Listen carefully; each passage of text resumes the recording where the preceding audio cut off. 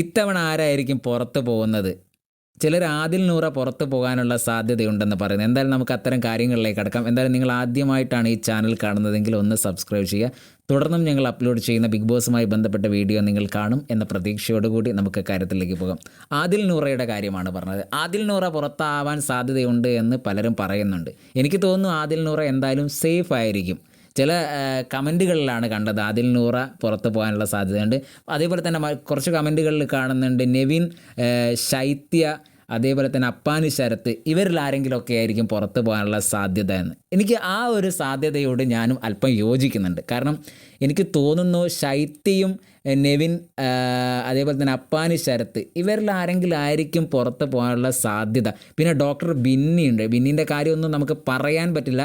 എത്രത്തോളം നന്നായിട്ട് ബിന്നി ഗെയിം കളിച്ചിട്ടുണ്ട്. കുറച്ച് ദിവസങ്ങളിലൊക്കെ ബിന്നി നല്ലൊരു പ്രകടനമായിരുന്നു കാഴ്ചവെച്ചത്.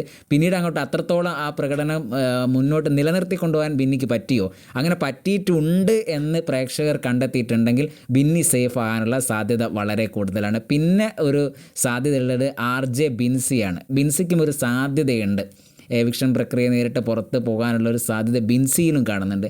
പക്ഷേ ആദിൽ നൂറ സേഫ് ആയിരിക്കും എന്നാണ് ഞാൻ കരുതുന്നത്. അതേപോലെ തന്നെ ഷാനവാസ്, അനുമോൾ, അക്ബർ, ഇവരൊക്കെ സേഫ് ആകാൻ, അതേപോലെ തന്നെ ജിഷേൽ, ഇവരൊക്കെ സേഫ് ആകാനുള്ള സാധ്യത കാണുന്നുണ്ട്. പക്ഷേ ഒന്നും നമുക്ക് പറയാൻ പറ്റില്ല. എന്തായാലും എപ്പിസോഡ് വരുമ്പോൾ കണ്ടറിയാം എന്ന് മാത്രമേ പറയാൻ പറ്റൂ. ആദിൽ നൂറയുടെ കാര്യമാണ് പറഞ്ഞത്. സേഫ് ആയിരിക്കും എന്ന് നമുക്ക് പ്രതീക്ഷിക്കാം. എന്തായാലും എപ്പിസോഡ് കണ്ടറിഞ്ഞ് കാണാം.